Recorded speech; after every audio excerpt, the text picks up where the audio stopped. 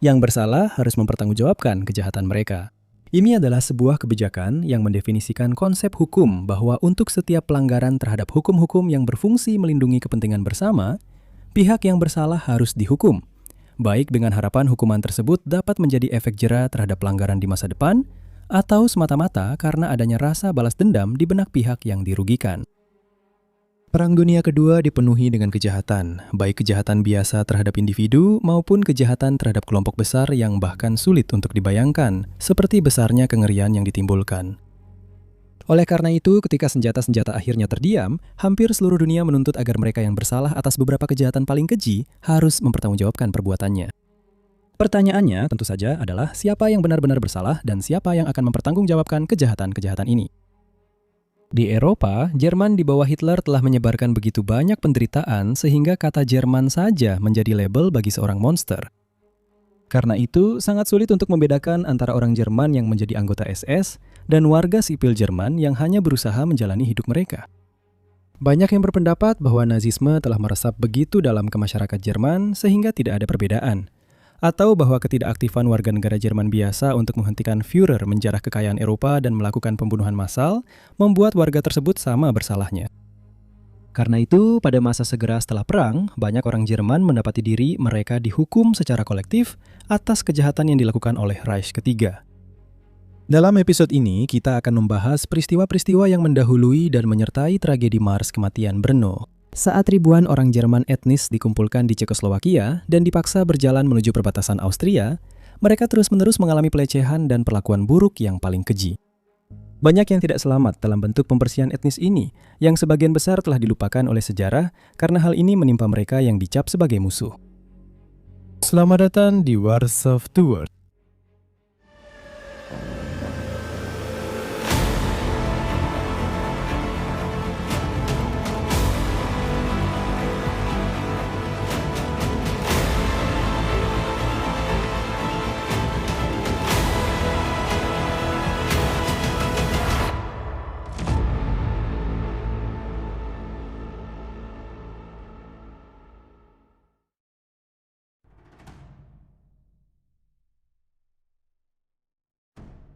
November 1918, gencatan senjata di Eropa membuat jutaan orang di negara-negara barat seperti Inggris dan Prancis merasa gembira dan lega karena perang besar telah berakhir.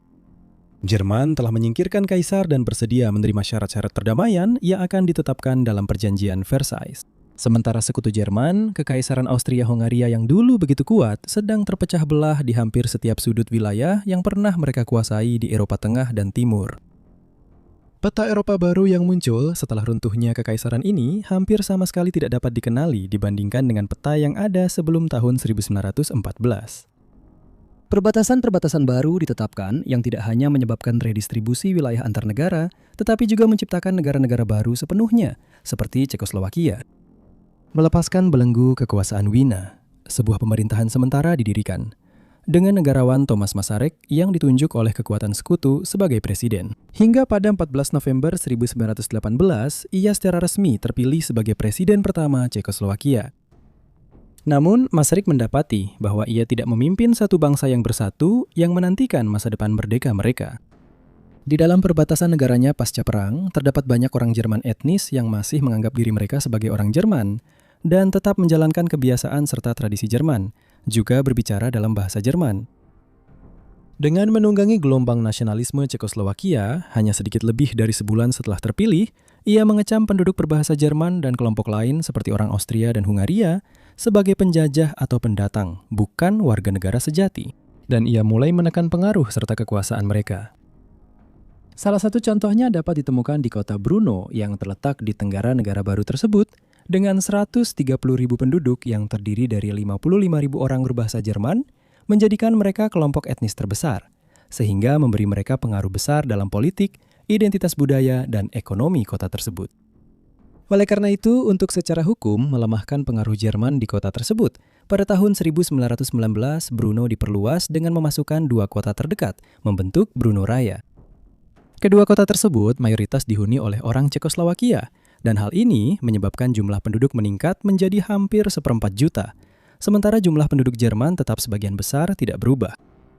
Ada harapan bahwa persekusi secara hukum seperti itu terhadap orang-orang Jermanik mungkin akan memaksa mereka untuk pindah ke Jerman. Tetapi, banyak dari mereka telah tinggal seumur hidup di kota itu dan tidak mau atau tidak mampu melakukannya.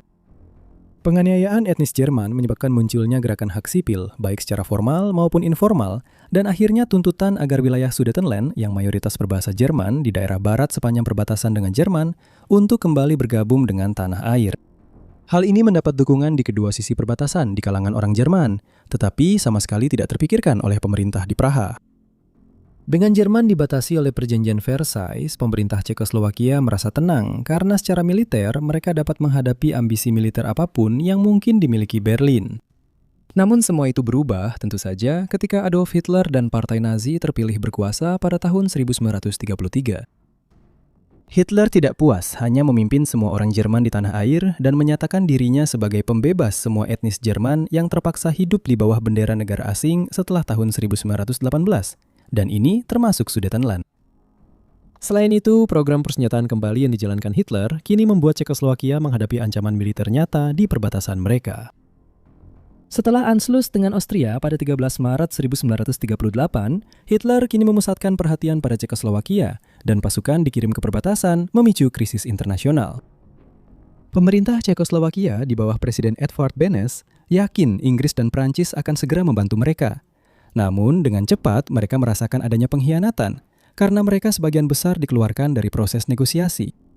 Dengan rasa ngeri, Benes mendapati dirinya berada di bawah tekanan dari sekutu, musuh, dan tetangga untuk menyetujui tuntutan Hitler dan Sudetenland dengan cepat dianeksasi.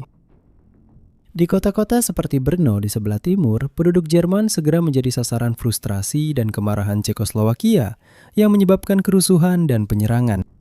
Jadi, ketika Hitler menginvasi sisa wilayah Cekoslowakia pada Mei 1939, banyak dari 52.000 orang Jerman di dalam kota menyambut mereka seperti pembebas, berbaris di jalan-jalan kota untuk memberikan salam Nazi saat mereka merebut kantor pemerintahan dan properti.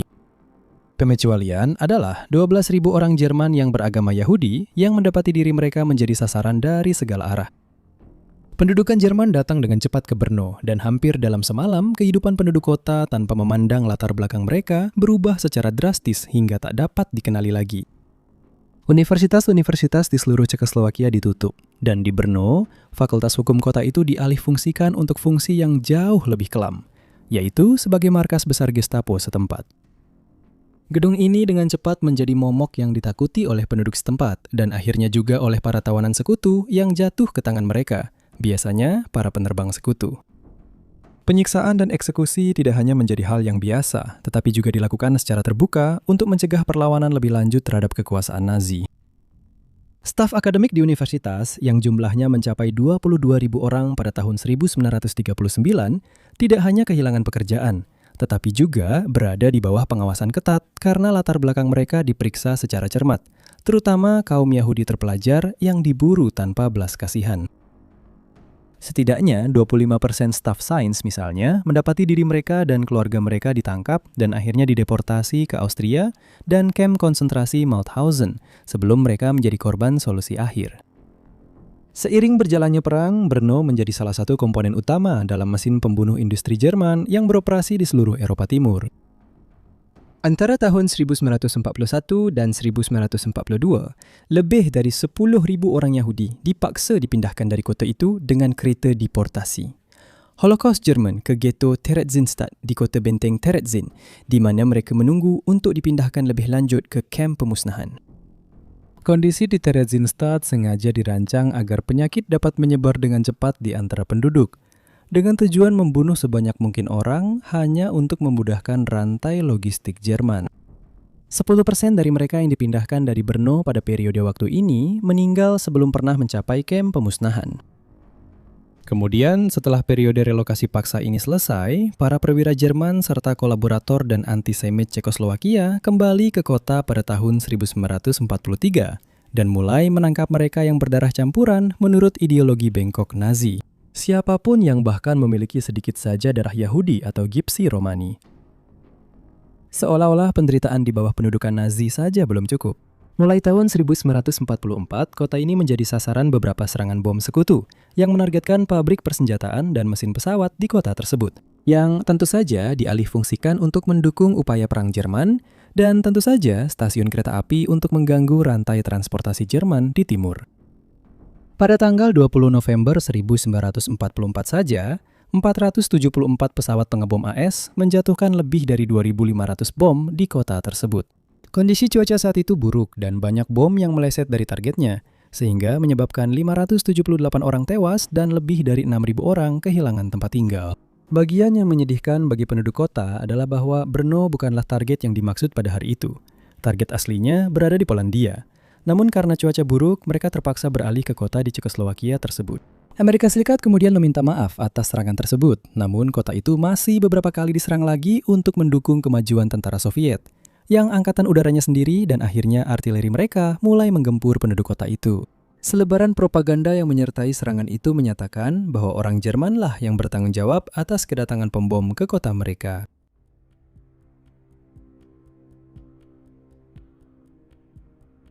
Pada tanggal 25 Maret 1945, Tentara Merah memulai serangannya untuk merebut Brno dan kota Bratislava. Ini merupakan bagian dari serangan yang lebih luas di front timur yang membuat pasukan Tentara Merah bergerak untuk mengamankan Cekoslowakia Barat dan menuju Wina di Austria. Dan serangan ini akan dilakukan oleh Front Ukraina Kedua Uni Soviet serta pasukan dari Angkatan Darat ke-1 dan ke-4 Rumania. Rumania sebelumnya adalah sekutu Jerman dalam perang melawan Uni Soviet. Tetapi ketika pasukan Soviet mulai memasuki wilayah Rumania pada Agustus 1944, mereka berpindah pihak dan menyatakan perang terhadap Reich ketiga pimpinan Hitler. Setelah jatuhnya Wina pada 15 April 1945, pasukan lapis baja Soviet dari Angkatan Darat tank pengawal ke-6 dipindahkan untuk mendukung serangan ke Brno.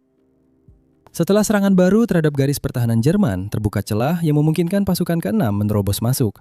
Dan pada 25 April, mereka mencapai pinggiran timur kota sebelum bergabung dengan kelompok kavaleri mekanis pengawal ke-1 yang masuk dari selatan. Pada hari berikutnya, kota itu telah dinyatakan bebas, meskipun kantong-kantong perlawanan Jerman masih bertahan selama 2 minggu lagi. Otoritas Jerman dan kolaborator dengan cepat digulingkan dan ditangkap, dan peran mereka digantikan oleh Komite Rakyat Kota Brno. Pada saat itu, kota tersebut telah hancur akibat perang. Menurut ensiklopedia daring milik Brno sendiri, dari 26.280 rumah, 1.277 diantaranya hancur total, dengan 1.160 rumah rusak parah sehingga harus dibongkar. Sementara 2.775 rumah lainnya memerlukan perbaikan besar, dan 8.504 rumah lainnya mengalami kerusakan ringan. Praktis, 1 dari setiap 2 rumah di kota itu menanggung bekas luka perang. Dengan tentara Jerman mundur dan tidak lagi menjadi ancaman, penduduk yang marah dan penuh kepahitan mulai mencari balas dendam. Bukan hanya karena kerusakan pada rumah mereka, tetapi juga karena bertahun-tahun hidup dalam ketakutan akan penganiayaan, penangkapan, penyiksaan, harta keluarga yang berharga dihancurkan atau dicuri saat penggeledahan, atau sekedar kehilangan keluarga dan teman yang menghilang untuk selamanya. Dan tentu saja, kota itu masih dipenuhi oleh penduduk yang berbicara dalam bahasa para penindas mereka sebelumnya. Banyak orang Jerman telah meninggalkan kota itu ketika Tentara Merah mulai mendekat, karena takut akan pembalasan dari pasukan Soviet, yang bukannya dihukum atas kekerasan mereka terhadap warga sipil Jerman, justru didorong untuk melakukannya oleh para perwira mereka. Namun, sekitar 20.000 penduduk tetap tinggal ketika pasukan tank Garda ke-6 memasuki pusat kota. Penting untuk dicatat bahwa sebagian besar dari mereka adalah wanita, anak-anak, dan orang tua. Karena sebagian besar pria muda yang sehat dan kuat telah diwajibkan masuk Wehrmacht untuk berperang demi Hitler. Meniru perlakuan terhadap orang Yahudi di bawah pendudukan Nazi, orang Jerman etnis dipaksa mengenakan ban lengan putih untuk mengidentifikasi diri mereka, dan mereka segera menghadapi pembatasan pada usaha mereka. Sementara banyak rumah diambil alih oleh keluarga Cekoslowakia, yang rumah mereka sendiri rusak atau hancur. Dengan sangat cepat, banyak dari penduduk Jerman ditangkap oleh otoritas baru kota dan diputuskan bahwa itu akan menjadi hukuman yang pantas, yakni dengan meninternir mereka di College Koenig, di mana selama 6 tahun sebelumnya, ribuan orang Cekoslowakia telah diinternir oleh Gestapo. Salah satu tugas pertama mereka saat tiba di college itu adalah mulai menggali kembali jenazah para korban Gestapo yang dikuburkan di halaman college tersebut. Itu adalah pekerjaan yang sangat melelahkan dan traumatis, Tetapi mereka menerima sangat sedikit simpati dari para penjaga mereka yang memang berniat menghukum seseorang, siapa saja, atas apa yang telah mereka alami. Untuk semakin menegaskan bahwa di mata para penawan mereka, mereka sama bersalahnya dengan para preman Hitler. Beberapa warga sipil Jerman ditugaskan untuk membangun tiang gantungan di halaman kampus. Dan antara Mei hingga Juni 1945, sekitar 300 orang Jerman dieksekusi karena berbagai kejahatan, dengan bukti yang seringkali tidak lebih dari sekedar kata-kata seseorang. Pada saat yang sama, para tahanan harus mendengar teriakan massa yang marah yang berkumpul di luar, berusaha main hakim sendiri terhadap sebanyak mungkin dari mereka. Situasinya kadang-kadang hampir di luar kendali. Pertanyaan tentang apa yang harus dilakukan terhadap penduduk lokal Jerman tidak hanya terbatas pada Brno dan menjadi topik perdebatan nasional. Terlepas dari peran mereka selama perang, atau bahkan jika mereka menikah dengan orang Ceko, begitu besar kebencian terhadap mereka sehingga pengusiran dianggap sebagai satu-satunya pilihan yang dapat diterima untuk memenuhi tuntutan rakyat akan semacam keadilan. Menjelang akhir bulan Mei, 500 juta etnis Jerman sedang bergerak menuju ke barat, menuju Austria dan Jerman yang kini diduduki sekutu.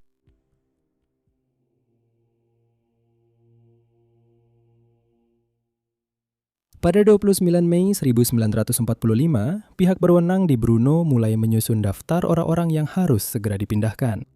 Dan keesokan harinya, mereka mengeluarkan perintah nomor 78 tahun 1945 yang memerintahkan pengusiran segera penduduk Jerman yang tidak bekerja dari kota tersebut. Anak perempuan dan laki-laki di bawah usia 14 tahun, serta semua wanita dan pria di atas usia 60 tahun, diwajibkan meninggalkan kota. Dengan beberapa pria yang bekerja diizinkan tetap tinggal sampai peran mereka digantikan oleh orang-orang Ceko. Segera setelah perintah itu dikeluarkan, sekelompok massa berkumpul di luar markas kepala polisi senior dan menuntut agar ia segera melaksanakan perintah tersebut. Sebagian besar pria tersebut adalah pekerja dari pabrik senjata api yang selain dipaksa membuat senjata untuk musuh mereka, juga kehilangan rekan-rekan mereka dan rumah mereka rusak akibat serangan bom sekutu dan artileri Soviet yang mereka salahkan pada orang Jerman. Sebagai tanggapan, kepala polisi mengatakan bahwa ia bersedia melaksanakan instruksi tersebut, tetapi juga menyatakan kekhawatirannya bahwa ia tidak memiliki cukup orang untuk mengawal orang-orang Jerman berjalan ke selatan menuju perbatasan Austria. Para pekerja dari pabrik itu pun secara sukarela membantu kepala polisi menjalankan tugas tersebut, begitu juga beberapa mantan tahanan dari kamp konsentrasi yang telah dibebaskan. Dengan bersenjata pentungan, pisau, dan beberapa senjata api, kepala polisi tidak berada dalam posisi untuk menolak tawaran mereka, bahkan jika ia menginginkannya. Menurut laporan polisi, 18.072 orang Jerman diberitahu bahwa mereka akan dikawal menuju perbatasan dan sebuah kamp di Austria. Namun saat orang-orang diatur dalam barisan untuk memulai relokasi paksa, pihak berwenang kota diberitahu bahwa pemerintah Austria pasca perang hanya akan menerima mereka yang bisa membuktikan memiliki keturunan Austria. Meskipun demikian, pengusiran tetap harus dilanjutkan karena suasana terhadap penduduk kota begitu tegang sehingga penundaan apapun bisa saja berujung pada kekerasan. Jadi sekitar pukul 22.00, kelompok-kelompok pertama dikawal keluar dari kota dan menembus malam. Di antara mereka malam itu terdapat kasus yang tidak biasa, yaitu Mary Rensen Hovorova yang berusia 24 tahun. Mary bukanlah orang Jerman. Ia lahir di Brno dari ayah berkebangsaan Ceko dan ibu berkebangsaan Hungaria. Ayahnya meninggal saat ia masih muda dan tak lama setelah itu ibunya pergi ke Hungaria, sehingga ia pada dasarnya menjadi yatim piatu. Sering berpindah-pindah selama masa pertumbuhannya, ia sempat tinggal di Jerman sebelum perang, mempelajari bahasa tersebut sebelum kembali tinggal di pinggiran kota sebelum invasi Hitler pada tahun 1939. Selama perang, ia melahirkan seorang putra dan dikabarkan bahwa ayahnya adalah seorang perwira SS. Tepat saat pawai akan dimulai, ia didatangi oleh seorang pria yang ia tahu tergila-gila padanya. Namun, ia telah menolak pendekatan pria itu. Seperti yang ia kenang kemudian, kutipannya, "Suatu hari dia datang kepadaku dan berkata bahwa aku memiliki anak dari seorang perwira SS dan aku harus ikut dalam pawai itu. Tapi jika aku pergi dan tinggal bersamanya, dia akan pura-pura tidak tahu. Aku bilang padanya bahwa dia tak usah pura-pura tidak tahu dan aku lebih memilih untuk pergi. Jadi pada tanggal 31 Mei siang hari, dia datang menjemputku dengan senapan mesin. Aku berjalan di depannya, mendorong kereta bayi dengan bayiku di dalamnya, dan dia mengikuti, sampai aku bergabung dengan barisan yang sudah bergerak di jalan. Lalu dia melepaskan tembakan dan aku mengutuknya. Aku bilang aku berharap dia mati mendadak di selokan, dan begitulah kami berpisah." Kutipan selesai. Bergabung dengan ribuan wanita lain, anak-anak kecil, dan orang tua, Mary dan putranya segera berada di jalan menuju selatan. Jaraknya sekitar 50 km ke perbatasan dan perjalanannya lambat serta melelahkan, terutama bagi para ibu seperti Mary yang membawa anak-anak kecil bersama mereka yang seringkali harus mereka gendong. Banyak dari mereka yang ikut dalam perjalanan itu mencoba membawa barang-barang warisan keluarga atau benda berharga lainnya untuk kehidupan baru mereka di seberang perbatasan. Namun akhirnya membuangnya ketika menyadari barang-barang itu memperlambat perjalanan mereka. Sesuatu yang selalu menarik perhatian tidak diinginkan dari para penjaga mereka. Adapun para penjaga itu sendiri, jelas bahwa mereka ada di sana semata-mata untuk memastikan para pengungsi tetap berada di jalan dan tidak menghilang ke pedesaan. Dan mereka seringkali menyerang serta merampok warga yang diusir. Namun seperti yang dicatat oleh Mary, ada perbedaan antara dua kelompok yang secara sukarela membantu relokasi tersebut. Seperti yang dia katakan tentang mereka, kutip, "Ini adalah para pemuda dari pabrik senjata Zbrojovka. Mereka kasar dan tidak sopan. Tapi ada juga orang-orang yang kembali dari kamp konsentrasi Nazi dan mereka baik. Bagian dari iring-iringan yang mereka awasi berjalan baik. Tidak ada kata-kata kasar, tidak ada pemukulan. Mereka juga tidak mencabut anting-anting dari telinga perempuan. Tapi para pria Zbrojovka mereka benar-benar buruk, mabuk, dan bersenjata seperti bandit. Saya melihat seorang wanita yang membawa bayi yang sedang menangis. Salah satu penjaga mulai berteriak padanya agar membuat bayinya diam. Tapi bayinya tetap menangis, jadi dia mengambil bayi itu dan melemparkannya ke ladang. Saya pikir dia membunuhnya. Dan saya juga melihat pria tua ini. Dia bilang dia sudah tidak bisa berjalan lagi dan dia duduk di pinggir jalan. Saya mendekatinya dan menawarkan bantuan. Saya memegang tangannya, tapi dia sudah meninggal. Tutup kutip. Sudah jelas bahwa perjalanan itu tidak bisa dilakukan sekaligus. Jadi, sebuah tempat peristirahatan diatur di Pohoralika, di mana sebelumnya Nazi telah mendirikan kamp penjara. Untuk perlindungan mereka, beberapa wanita dan anak-anak, termasuk Mary dan putranya, diberi tempat berlindung di beberapa lumbung, dikunci di dalam untuk mencegah mereka melarikan diri. Para ibu beristirahat malam itu senang, karena setidaknya mereka bisa beristirahat sebentar dan memberi makan anak-anak mereka. Mereka tidak tahu bahwa penderitaan mereka akan menjadi jauh lebih buruk saat mereka mendengar deru dua mesin truk yang berhenti di luar dan suara para pria yang turun dari truk tersebut. Mereka adalah tentara Rumania dan mereka hanya punya satu tujuan, seperti yang dijelaskan Mary. Kutip, "Mereka menerobos masuk dan mulai memperkosa para wanita. Ada tembakan, itu benar-benar mengerikan." Tidak ada yang membicarakan itu. Itu jauh lebih buruk daripada perjalanan itu. Di sana, orang-orang dipukuli dan anting-anting mereka dicabut serta cincin mereka diambil. Beberapa orang meninggal. Tapi di camp, itu seperti rumah jagal. Akhir kutipan. Entah karena kelelahan atau akibat luapan kekerasan di malam hari, para penjaga mendapati keesokan paginya bahwa banyak dari orang-orang yang diusir tidak lagi mampu berjalan lebih jauh. Oleh karena itu, mereka yang kondisinya paling baik dipisahkan dan diperintahkan untuk melanjutkan perjalanan ke perbatasan, sementara yang lainnya tetap berada di camp sampai diputuskan apa yang akan dilakukan terhadap mereka. Mary cukup kuat untuk melanjutkan perjalanan dan merasa lega bisa meninggalkan Pohorolija, terutama setelah melihat mayat-mayat dimasukkan ke dalam truk untuk dikuburkan di kuburan massal korban-korban penyiksaan.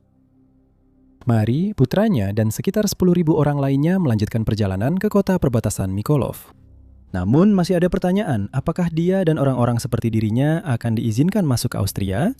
Karena pemerintah Austria dan Cekoslowakia masih bernegosiasi mengenai hal tersebut.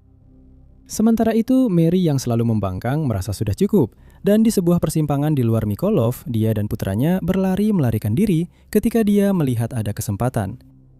Pelariannya mendorong banyak orang lain untuk melakukan hal yang sama, dan di tengah kekacauan, dia berhasil mengelabui para penjaganya.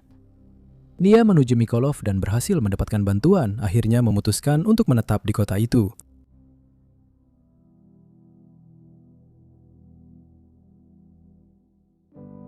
Mereka yang berhasil masuk ke Austria melakukannya dengan sangat sedikit uang atau barang bawaan, dan mereka harus bergantung pada kebaikan hati rakyat Austria. Namun, bagi mereka yang masih berada di Pohorolija, penderitaan mereka masih jauh dari selesai. Setelah pemerintah Austria berhasil meyakinkan pemerintah Cekoslowakia untuk menghentikan relokasi, kamp tersebut dipenuhi oleh orang Jerman yang diusir, dan dalam beberapa minggu pertama, hampir tidak ada pengelolaan yang menyediakan makanan bagi mereka maupun menangani kebutuhan medis mereka. Penyakit merajalela dan dengan sanitasi yang buruk, disentri dengan cepat mulai merenggut banyak nyawa. Seiring berjalannya bulan Juni, pihak berwenang Cekoslowakia menyadari bahwa mereka harus mengendalikan situasi, sehingga mereka mulai memperbaiki kondisi seperti memastikan pasokan kebutuhan secara teratur ke dalam kamp dan mendirikan sebuah rumah sakit. Namun saat itu, kerusakan sudah terlanjur terjadi. Perdebatan masih berlangsung di antara para sejarawan mengenai berapa banyak yang tewas dalam perjalanan dan di kamp, baik karena kekerasan maupun penyakit. Namun, sebagian besar perkiraan menempatkan jumlahnya sedikit di bawah 2.000 orang. Pohorolitsa terus beroperasi hingga 7 Juli 1945. Pada saat itu, banyak dari mereka yang ditahan di sana telah dipindahkan ke Austria dan kemudian ke Jerman, atau telah ditempatkan di pedesaan sekitar sampai mereka dapat diproses. Sekitar 2.000 orang dipilih untuk kembali ke Brno, tetapi ketika kabar ini sampai ke kota, meletus aksi-aksi protes yang disertai kekerasan. 80 orang Jerman terakhir di kamp itu hampir semuanya sakit parah dan sedang dirawat di rumah sakit sebelum mereka dipindahkan keluar. Ketika Cekoslowakia mulai berada di bawah pengaruh komunis di Eropa Timur, pengusiran orang-orang non-Cekoslowakia setelah perang diam-diam dilupakan. Namun, setelah kembalinya demokrasi dan pemisahan negara pada tahun 1992 menjadi Republik Ceko dan Slovakia, sejarah mulai mengakui babak kelam ini berkaitan dengan perlakuan terhadap musuh yang telah dikalahkan. Dan ini menjadi pengingat bahwa meskipun negara-negara sekutu berjuang melawan tirani dan penindasan, siapapun ketika dipenuhi oleh kebencian yang cukup besar bisa melakukan tindakan yang paling mengerikan. Dan bukan hanya mereka yang memiliki lambang swastika di lengannya.